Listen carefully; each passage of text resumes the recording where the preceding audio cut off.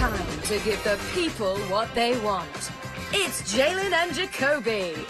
He is Jalen Rose. What up, though? My name is David Jacoby. And on the cool check-in. We are Jalen Jacoby on ESPN2. What do we do? Whatever Eminem did with his freestyle the other night, because it was straight fire. Detroit, stand up. Like I told you, it's our turn. Marshall, T. Grizzly, Royce the 5'9", Matt Big Stafford. Sean. Let's give people what they want.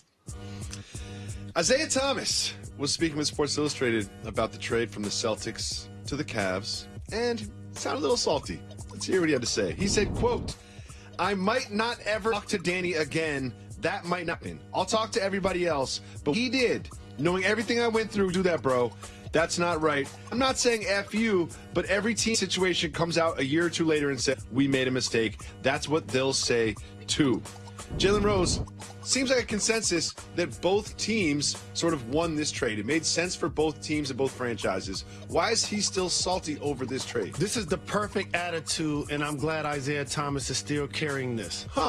As a 5'9" player who's the last pick in the NBA draft, the same year, coincidentally, Kyrie Irving went #1 overall. He's had to fight against all of his daughters for a really long time. And what the Boston Celtics basically said to him was, we saw you average almost 30. We saw what you went through with the traumatic situation of losing your sister. We saw you deal with injury. We still were a #1 seed, and we ain't paying you. You know what else they said? We saw you wear those Brinks truck sandals. That's where this all hinged. I think that Danny Ainge saw him wearing the sandals. Was like, wait a second. What's he trying to say to us with these sandals? That we need to back up the Brinks truck? Guess what we're going to do? Trade you out of town. And then see what happens. He didn't need to see him wear those slides in order to make that decision.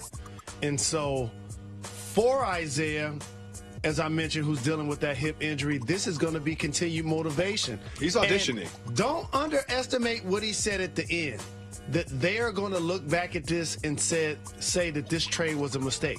So it's not just Danny. That's at Kyrie also. And there's one more thing I need to tell you, Isaiah. Somebody's been traded a long time. Get well, family. You know I got love for you. Ownership actually is the one to make that decision, not necessarily Danny. It's easier to get mad at Danny, though. It's easier to be mad at one person. Danny suggested. So only thing I want to say, if you're not talking to Danny, you shouldn't be talking to ownership either at this point. I'm just saying. You think Isaiah Thomas is auditioning not just to get an extension with the Cavs, because potentially he might not be the Cavs in 2 years. I know this is where it gets tricky, because the Cleveland Cavaliers are going to have to make a decision. Are they going to do the same thing? You see Derrick Rose playing pretty well so far early. Chris Paul only has 1 year in Houston. Will he shake loose and come play with LeBron James? Stay tuned. Who knows? Remember where you heard it first, Jalen and Jacoby. A little bit more quick Cavs news. Remember they announced that Dwayne Wade was going to be a starter, and we all wondered how J.R. Smith felt about it. Well, he was asked if he was frustrated, and he said absolutely. And he also said that he didn't get a chance to earn his spot. Should the Cavs have held a competition like they do in NFL for positions and then named a starter later on as they got closer to the season? Well, JR's spot was decided on a banana boat. Good point. JR's spot, he had no shot. It was at the draft when LeBron walked out there with that white suit on. This is permeated for years, and it only made sense initially in Miami, which is why LeBron left Cleveland and joined Wade. They won a couple of championships. But when you fast forward the situation and Wade has the opportunity to get bought out, when they're drinking Wade's wine, they're talking about starting. Now, I have to say this. There's going to have to be an adjustment process to make sure Dwayne Wade actually fits with the starting lineup. He doesn't play defense, okay? He can't shoot threes. And do you know what LeBron James likes around him? People that shoot threes and play defense. And also look at the East. Once you start to get a little older, Gordon Hayward, DeMar DeRozan, Bradley Beal, they all play shooting guard. Tough covers for Dwayne Wade. And on the West, when James Harden and Klay Thompson come to town, like That's some work. If I'm him at this point of my career, I want to come off the bench. Yeah, I might like that second unit. I might like going against that second unit a lot more. And so we'll see because we'll see. I think this starting line is going to fluctuate a lot. A short-term solution to a long-term issue, and don't be surprised if they ultimately settle on the fact that JR's back in the starting lineup. I wouldn't be surprised either. And I think they're going to shuffle their starting lineup a lot. They have a lot of good players that can start. We shall see. Going into the game against Trinidad and Tobago, U.S. men's national soccer team, according to ESPN, had a 3% chance of being disqualified from the World Cup last night. A 3% chance out of 100. And during a 10-minute stretch in which I was watching television, it all started to fall apart. The results of 3 different games had to go in this uniquely terrible way, and it all fell apart right there in front of my eyes. The United States soccer team will not be in this World Cup. The next World Cup they can be in is 2022.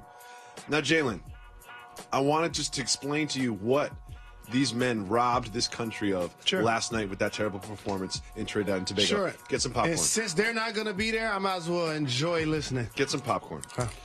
One thing they lost that they robbed us of. Casual fans need to be soccer experts for one summer. You know this happens every time the World Cups come around. I start learning players from other countries and talk about formations and things I know nothing about. Another thing they robbed us of. 4 days of acceptable morning drinking. There's so, World Cup game starts at 7. I guess I got to get started drinking at 6 a.m. Like, that was an important aspect to the World Cup last year. And, of course, you're supposed to handle your business, and USA lost their match. But, however, I saw that goal that wasn't a goal that would have helped us out, too. That would have been, but that's outside of our control. You know what's in our control? Beating Trinidad and Tobago, at least tying Trinidad and Tobago. Come on. Another thing, excuse to wear those cool uniforms. Every 4 years, they come out with the cool kit. They call it a kit, and everyone wants to go get the kit. They got 2 of them. They're done by Nike. They feel good. They fit good. They're not like NFL jerseys or basketball jerseys. They're just T-shirts, basically. I really like those. And the number one thing they took from us last night. And our goalie don't look as cool when balls are going by him into the net. He doesn't look as cool. He looks old. Hot take. Another thing that they robbed us of last night, Lee soccer tapes. When you take less Bob Lee, when you give me less Bob Lee in my life, you are robbing us of something very important. But I'm going to tell you something that we, including Bob Lee, possibly benefited from. You ready for this one?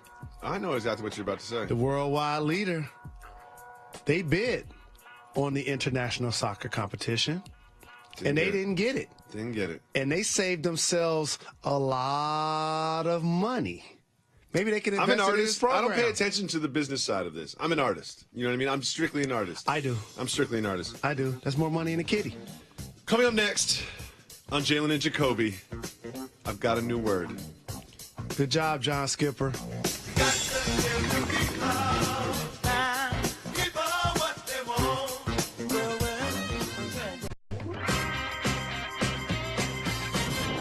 Welcome back to Jalen Jacoby on ESPN2. Jalen Rose, we have a special series here. It is called LeBron James listening to hip-hop during a shirtless workout. Based on social media posting alone, it seems like LeBron James and Dwayne Wade basically do 2 things. They work out without their shirts on, and they drink wine. It sounds like a great night. Great life. Just a great life to live. Well, here's the latest installment in the series. Oh, you got the thing on your head today, huh? Okay.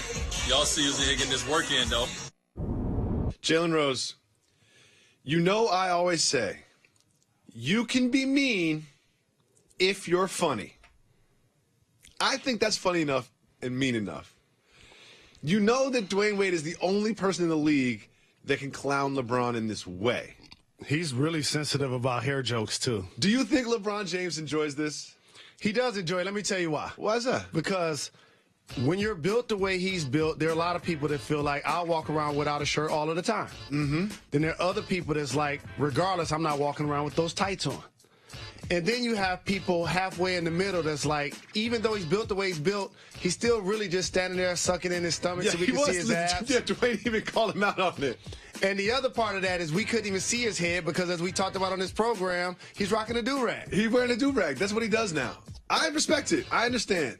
You know, he's a little ashamed of his hairline. I get it. That's the thing. You know, everyone's got their own little weaknesses, but I respect it. I hope that the two of them drinking wine and working out shirtless continues throughout the entire season. And something tells me we'll get a lot more installments in this series. I love the music that we put with it. It's awesome. It reminds me of something from the 80s. There's been so much drama and debate over the national anthem and the way it's being treated or mistreated, as some people feel, in the NFL.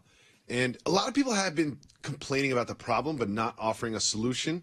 Well, guess who's here to also offer a solution? Eminem. Close.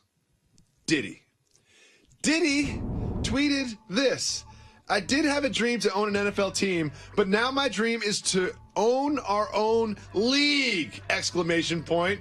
And he followed that up with, sell me the NFL now! Exclamation point, exclamation point, exclamation point. I always like to envision this actually happening, like Diddy up there in front of the owners, putting on a presentation about how he's going to buy the NFL and convince them to sell it. We all know this will never happen, but I just want Diddy to know that I fully support this movement.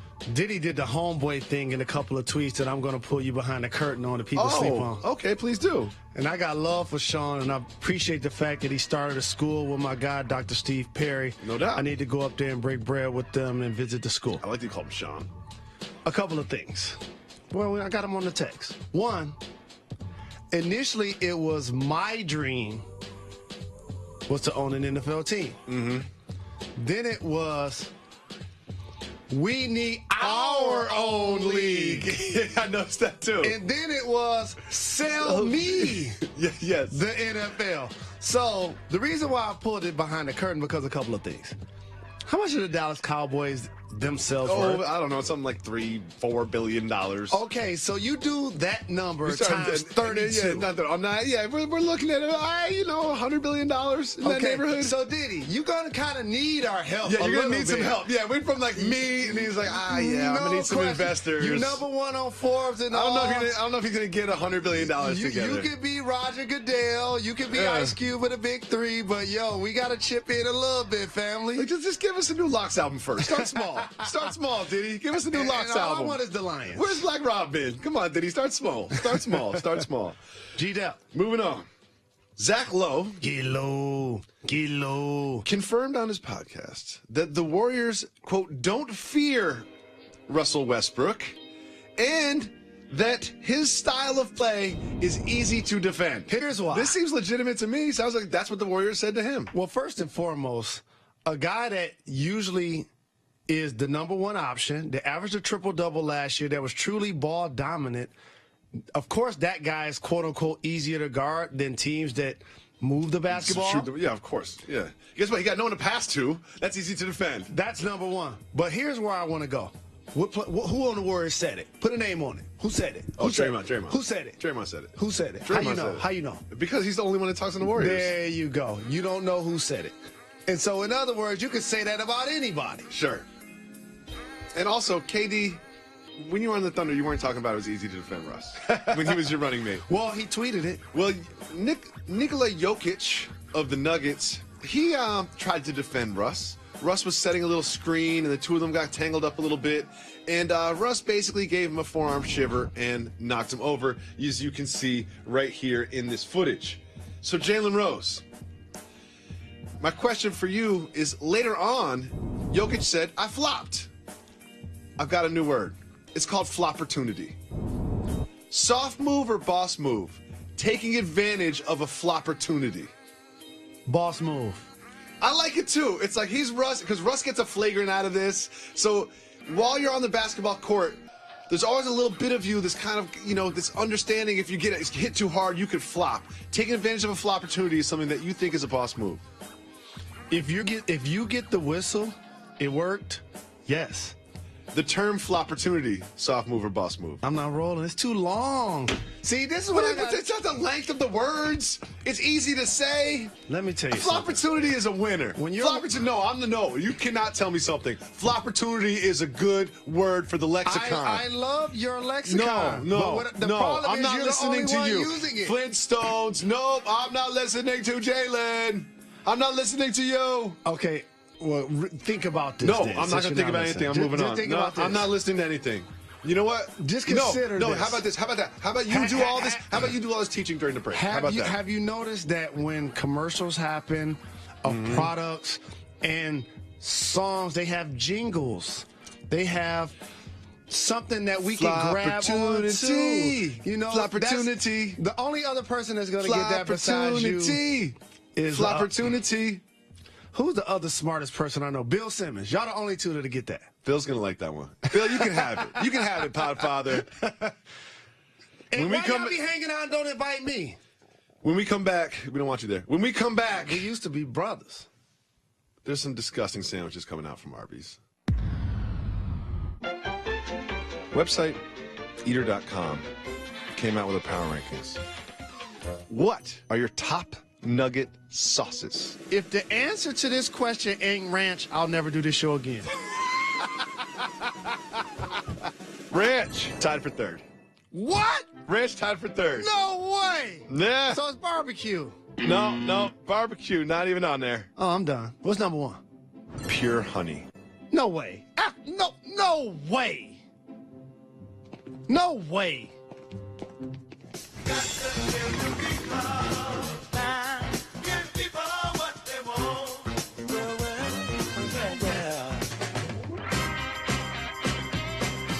Welcome back to Jalen Jacoby on ESPN2. Jalen Rose, you know that I am the capo, the don of the minivan mafia. No doubt.